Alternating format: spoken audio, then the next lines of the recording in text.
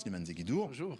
À l'heure où Pékin s'efforce d'isoler Taipei sur la scène internationale, que pèse réellement, finalement, ce soutien du Guatemala?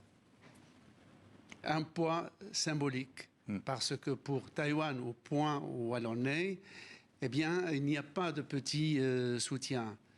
Le Guatemala et le Belize sont les deux seuls États d'Amérique centrale qui reconnaissent Taïwan, c'est-à-dire qui ont des relations diplomatiques officielles.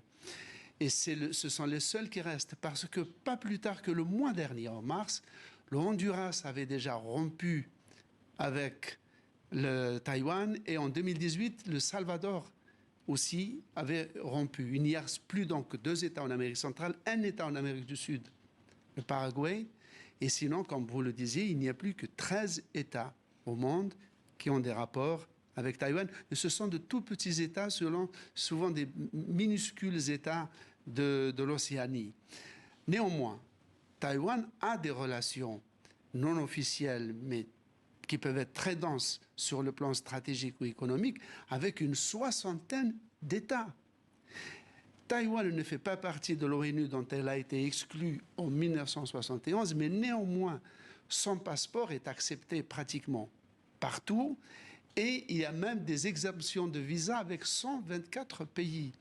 Et économiquement et stratégiquement, les relations avec les États-Unis, qui ne reconnaissent pas néanmoins Taïwan comme un État, pas plus que le Japon ou la France ou l'Allemagne, néanmoins les relations sont extrêmement denses, ne serait-ce que parce que Taïwan est le leader mondial de la fabrique des microprocesseurs sans lesquels nous n'avons ni ordinateur, ni téléphone portable, ni un tas de productions qui sont de plus en plus importantes dans nos vies. C'est ça l'atout, je dirais même, de survie, l'atout existentiel de Taïwan, plus sa rivalité avec la Chine. Car le vrai nom officiel de Taïwan, c'est République de Chine.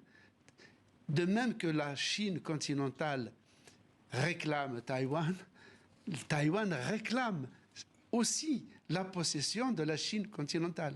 Ouais. Donc en fait, finalement, tous ces alliés, enfin tous ces potentiels, ce sont des potentiels soutiens, mais pas forcément encore des alliés jusqu'au bout.